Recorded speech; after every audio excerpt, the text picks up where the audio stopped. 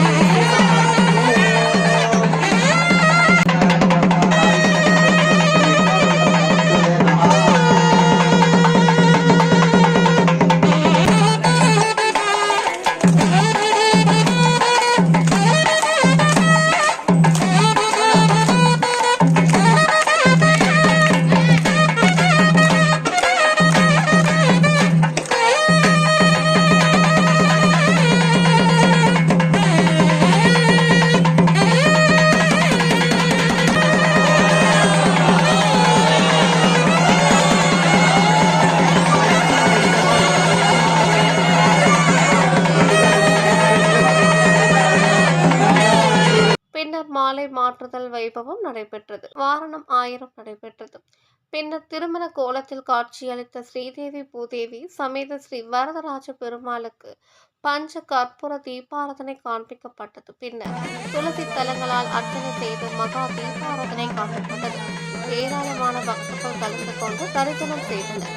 கலந்து கொண்ட பக்தர்களுக்கு துளசி தீர்த்தம் சடாரி மரியாதையுடன் அனைவருக்கும் அன்னதானம் வழங்கப்பட்டது. பின்னர் ஸ்ரீதேவி பூதேவி சமேத ஸ்ரீ வரதராஜ பெருமாள் திருக்கல்யாண கோலத்தில் திருவீதி உலா வந்து பக்தர்களுக்கு காட்சியளித்தார்.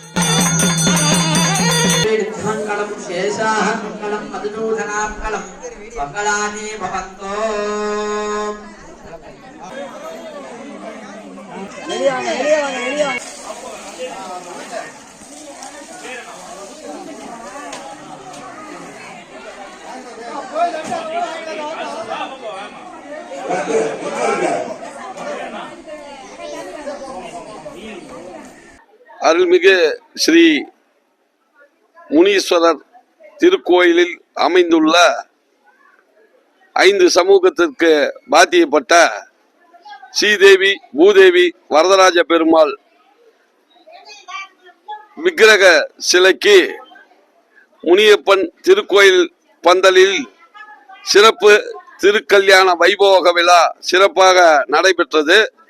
இந்த வைகோப விழாவிற்கு பெரிய மொட்டை பிள்ளை மகன் ஜி சிவபெருமாள் பிள்ளை சகுந்தலா மற்றும் அவர் புதல்வி மதுரை ராஜா பார்லி ரேணுகா தேவி சக்கரவர்த்தி அவர்களின் குடும்பத்தின் சார்பாக நிறுவி கொடுத்த ஐம்பொன் சிலைக்கு சிறப்பு திருக்கல்யாணம் நடைபெற்று ஊர் பொதுமக்களின் ஆசீர்வாதத்தால் சிறப்பு கல்யாணமும் சிறப்பு அன்னதானமும் நடைபெற்றது. இந்த அன்னதானம் மற்றும் திருக்கல்யாணத்துக்கு உதவி செய்தவர்கள், நன்கொடை கொடுத்தவர்கள் மற்றும் இருந்து சிறப்பாக நடத்தி கொடுத்தவர்கள் அனைவர்களுக்கும் இந்த திருக்கல்யாண வைகோப விழாவை முன்னின்று நடத்திய ஜி சிங்காரன் அவர்கள் சார்பாக நன்றி தெரிவித்து இந்த திருக்கல்யாணம் சிறப்பாக நடைபெற்றது என்பதை மிக மகிழ்ச்சியுடன் தெரிவித்துக் கொள்கிறோம்.